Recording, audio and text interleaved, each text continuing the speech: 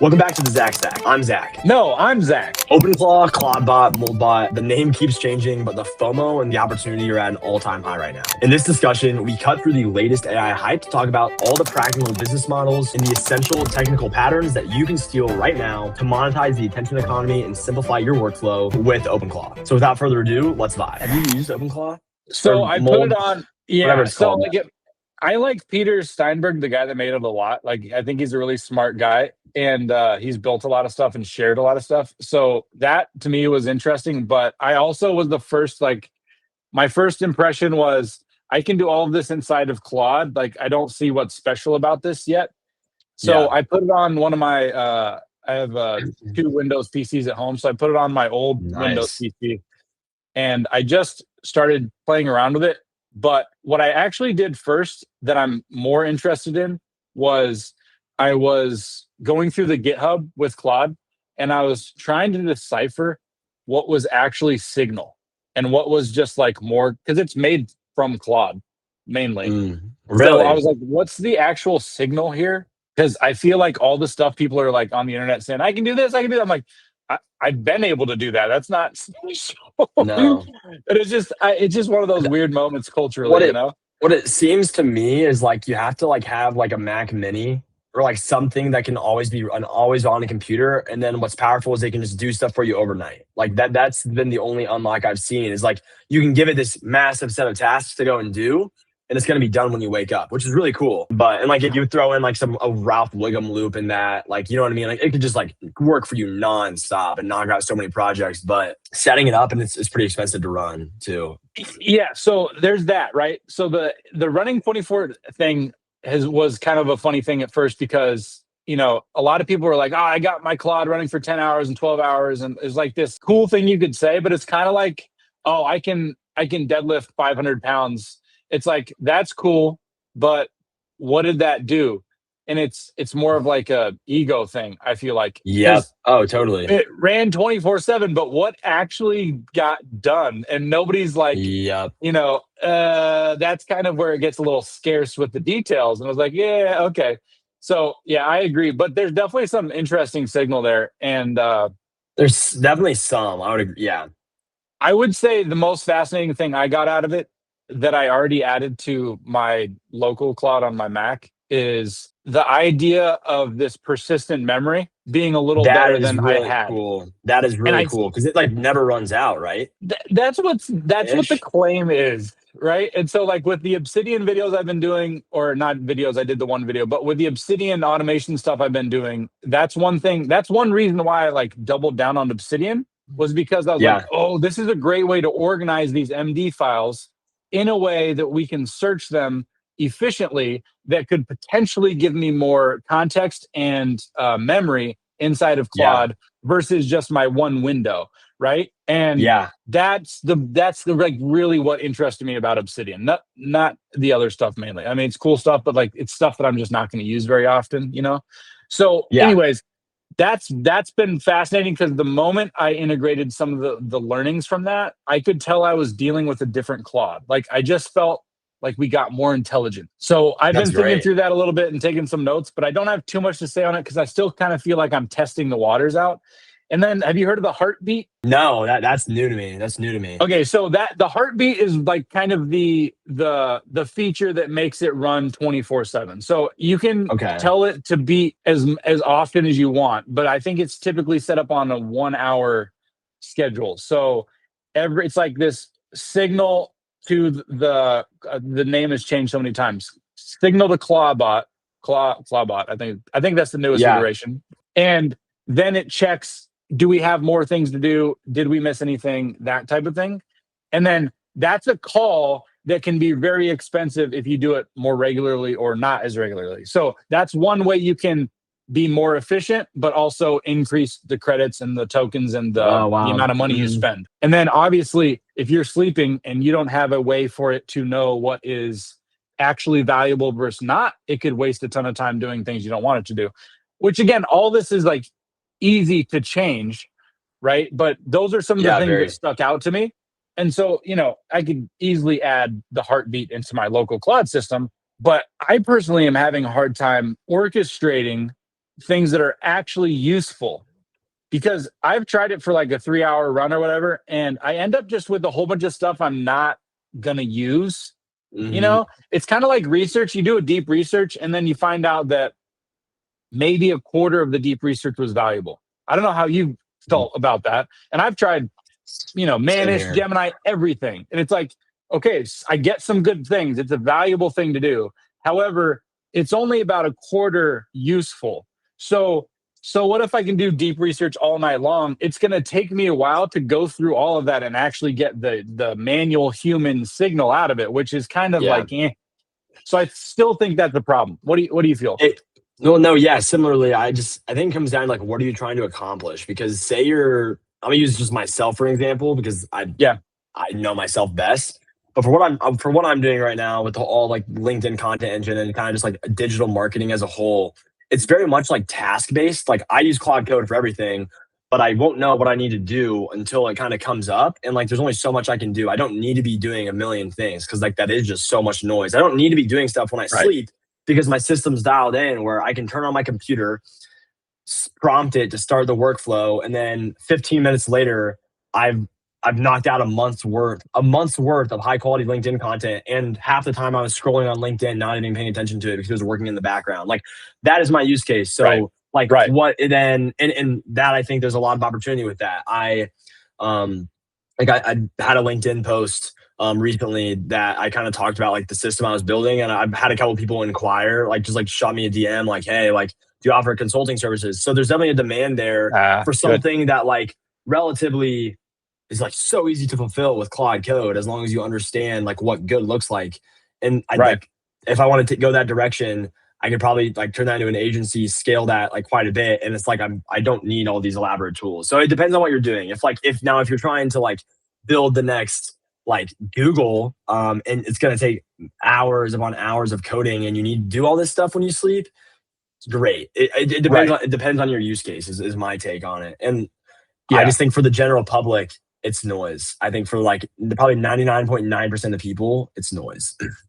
Yeah. And there was so many people going out and buying like Mac Minis. I was like, what are you doing? Like, you don't need a Mac Mini to do this. And you can also create like a local safe environment, like a separate environment if you want to, locally or through the cloud, which is a better way to test and play around with it. Don't go spend whatever money on something you don't even know what it's going to do.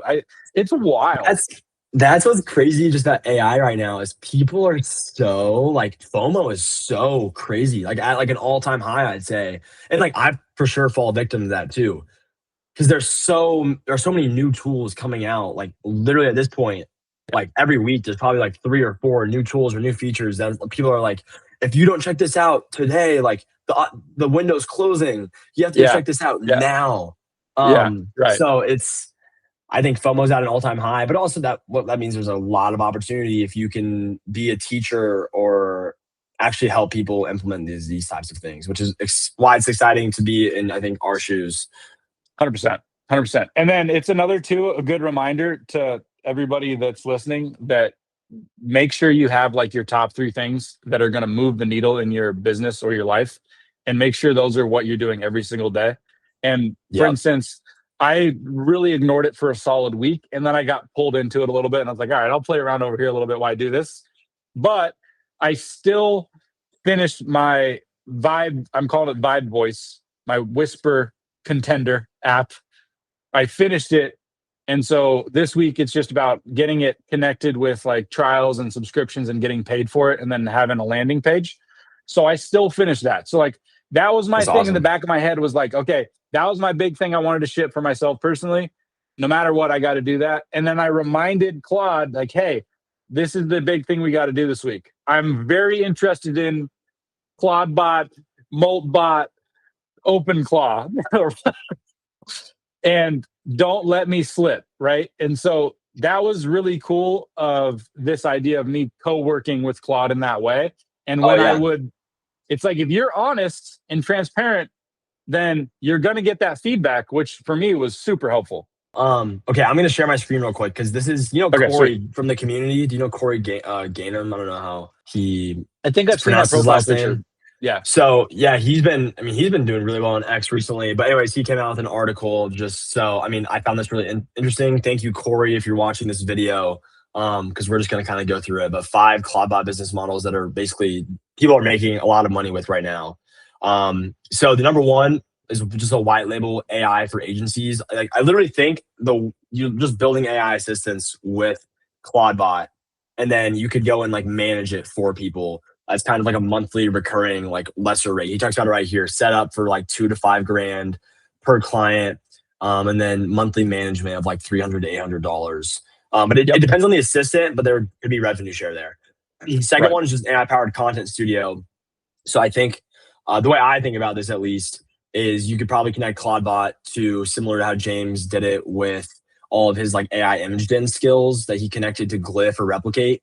You could connect Clawbot to the same thing, and then it could just be spinning up a bunch of just content, images, product photos, anything and everything you'd want to spin up. And maybe you do like UGC, like user generated content on TikTok. You probably find a way to spin up videos that you could post. So all of this, once again, the power in it is it does it 24/7. So you could do this for yourself, but then you can also do this for people once you get really good at it, because people don't have time.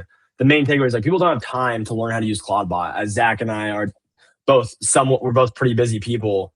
We don't even have time to really learn about it all that much. But if you take like a week or two, if you're already familiar with Claude Code, take a week or two to learn Clawbot, you could go and set it up for people, and you're gonna blow their mind. Second one, just niche vertical solutions. So if you're in an industry and you think there's a massive opportunity to just automate a bunch of stuff, an example that he gave is like real estate agents. You could just build all these different AI agents with Clawbot that are always running, follow up with leads, handle listings, scheduling, client nurturing, market reports, e-com as well, which is like a pretty untapped space, I would say. A lot of opportunity in e-com with AI, because I think a lot of people are very hesitant to use it for really anything there. Number 4 is AI implementation consulting. Once again, people know they should be using AI, don't know where to start. This is a great way to kind of do that and just use Clawbot to give them, he argues, a prioritized implementation plan to just show him like the tools you could build, which I think this would be very much like audit based. So you'd want to go probably audit and like physically watch what your client does like for like a good day or 2 or 3 or even a week. You follow them around and do everything, and then you just build certain like scenario specific tools that automate things. So I think given like the vertical could totally automate a bunch. And then I definitely agree with that. Yeah, go ahead. Oh, you scroll back up real quick. Yeah. So I like what you said there, because that allows you to have so many more clients at once if you do that, like you're saying, because those audits can be as regular as you want or as irregular as you want. And then you could, for instance, just have a retainer for a certain amount of audits. And then you're getting a good idea of how much you're spending as well for the LLM to go do those. And then the implementation, again, same thing. It's like you could automate it a little bit, or you could automate it a lot, or you could say, hey, this is heavy manual work and charge a much higher rate for that. I love that idea. Yeah. And then if you don't have time, he also says that, you could just sell them the strategy and then find someone that's a baller to go do it all for you, which just if you want to scale a business in general, you kind of have to learn to delegate stuff to handle multiple clients. So a lot of opportunity there if you know what you're doing. And then the 5th opportunity he claims is paid, like building paid communities for AI operators. Like Corey's one of these people, but he argues there's a growing population of people that are managing AI assistants, and just a place to learn, to stay up to date, almost like the Vibe Marketers is for AI and marketing. There's 1,000 other school communities out there that this could just be the function of one that I think he's saying could probably be built with Clawbot. Zach, is that how you interpret this? Yeah, I think so. I definitely think so. I've seen some screenshots too of people using it in Discord, Slack, everything, and it seems to work really well in there. I think that's a big unlock as well. I personally am going to be very careful when I'm interacting with real people about how much I automate that, because I think there's relationships that need to be built and are way more important. However, if you've ever been in like a Discord or a Slack and there's just like silly questions or comments that go back and forth, it's just nice to have a moderator in there. And so this to me gets rid of the moderator for the obvious stuff. And then you can one-man business it or two-man business it. And it's a great way to get started.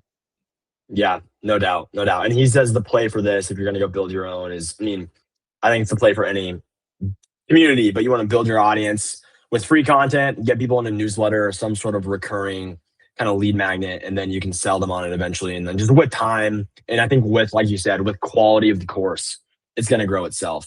One of the reasons like the Vibe Marketers is growing so incredibly fast is because it's just the quality is amazing and they put a lot of time and energy into it. No doubt. Yeah, so that is how people are making money right now with new Clawbot. And then number 6. Yeah. So I think there's a huge opportunity right now for people that are good at, it's like the riches are in the niches. I'm one of those people that puts their nose up and says niches. So, but I'll still say that. Me too. Okay. Me too. And it's like, I also say niches. It's picking one manual task that Clawbot or any LLM can do right now. Just one manual task, and then becoming the master at that one task. I think that's a huge unlock. And so it's simple, and you just keep hitting it over and over and over again, just like hammer to nail. And what was that? Last week that we showed my YouTube metadata thing. That's an example. Like, I'm not doing anything with it yet, but just fix one small problem that is just irritating to everybody, and you will have a huge unlock in revenue there. Because then you can go into a Reddit sub forum. They have like 100 people, but all 100 people have that one tiny little problem, and you just fix it for them instantly. I mean, at a Discord, wherever. I mean, it's just, that is the most simple way to make money today. Yeah. And if I was at $0 today, that's what I would be doing. I'd be like, what's the most simple? And I just talked to Claude about it. Say, hey, what is the most simple, hey, Claude, I'm really into health and fitness. What is the number one most simple thing I could solve? We could do this today in the next 12 hours, something like that. I think that's number 6, because with OpenClaw, that's going to be so easy because you can chat with it while you're at work on your 9 to 5, just on your phone, just easy setup, right? That is what I do love about OpenClaw. That's like the one thing that I think Claude Code can do everything else for me. It would be really nice to be able to text it and do this stuff while I'm in class and just say, hey, let's start working on the content calendar for next month. That'd be incredible, which OpenClaw you can do. Like I said, same thing. I've had this for months. You're not going to see it, but happy the way that I do it. But again, and I think this is like, we're kind of like, be careful of the hype. However, there's also something to learn about the hype for the business aspect of it, right? And it's what Peter did was he brought like 30 or 40 different little pieces, and then he put them all together. And then people are like, oh my gosh, I can do 40 different things, because they're all together and you could just see it through a telescope. It's like so perfect, problem solved. And I think that's such a good example of how a small business can just be extremely successful, is focusing on that one problem and then bringing all 40 tools into something like, wow, that's when you get that light bulb moment, right? I agree. And I think that's like, look, thinking about how like AI, like when I first started learning about all this AI stuff, obviously there was a desire in me. I was like, how can I make money with all this stuff? And that was a missing puzzle piece, like an unlock, a frame of mind that I, for like 3 or 4 months, couldn't just figure out. I was like, how can I make money with this? And it's just, and this seems like maybe this is stupid and everyone else already knew this. I don't know. But for me, I was like failing to realize AI is a tool, but that's all it is a tool. You have to still be like solving some problem. AI alone is not going to make you money. Like you can't make money by spending all day in Claude Code. You have to actually have distribution. You have to have people to go and sell the product or the solution to. So that was just like a major unlock for me. And I think, like you said, like, what is a problem you have? Because I guarantee if you have it, thousands of other, if not millions of other people have that same exact problem. It's exciting stuff. And then you have the ability to just go and build it. Yeah. Which has never been, like 8 months ago, you could not do that. No.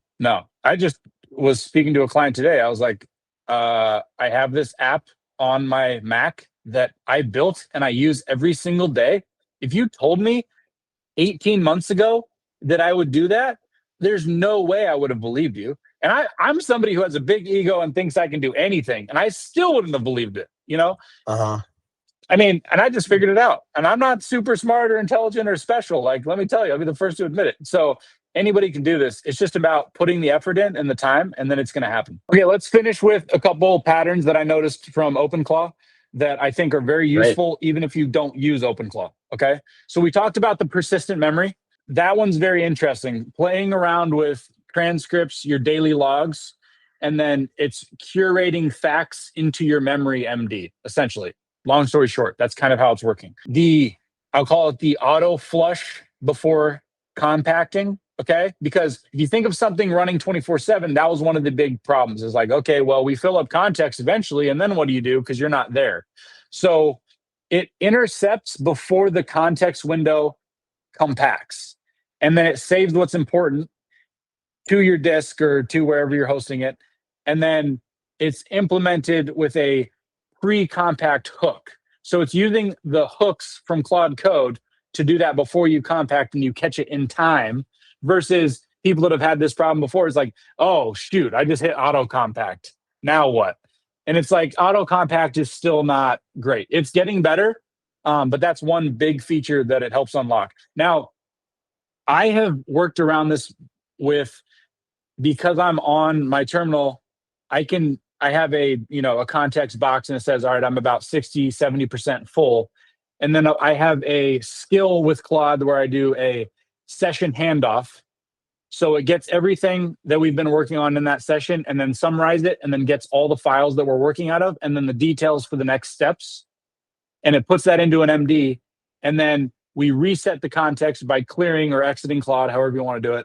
And then I do a resume skill that resumes, and then it asks me which project do you want to resume from, and then I have a whole bunch of next sessions that I can resume from. And that's, I mean, less than a 10-second fix. So that's what I've been doing. And so now I'm playing around with the idea of the hook before the pre-compact, which again is very interesting. But again, I don't think it's anything light bulb new, but it is going to help you if you haven't figured your way out around that.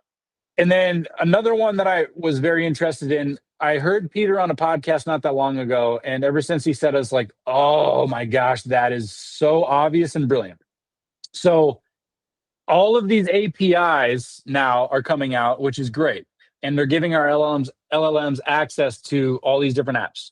Nobody's upset about that. It's amazing. However, with APIs, when you call an API, let's say I want to know what the weather is like, and I just want the temperature. Like, what's the temperature right now in Indianapolis? And I pull that from an API. Well, it's going to tell me the exact temperature, but it's also going to tell me more about the location. It's going to tell me about the wind. It's going to tell me about moisture. It's going to tell me too much. And so all of that extra data is coming through that API, whether you want it or not. So his big unlock with OpenClaw was turning everything into a CLI-based. So it's like a local file system, and it's specifically targeting exactly what you want. Instead of having that API call, it's the same type of call, but it's more specific.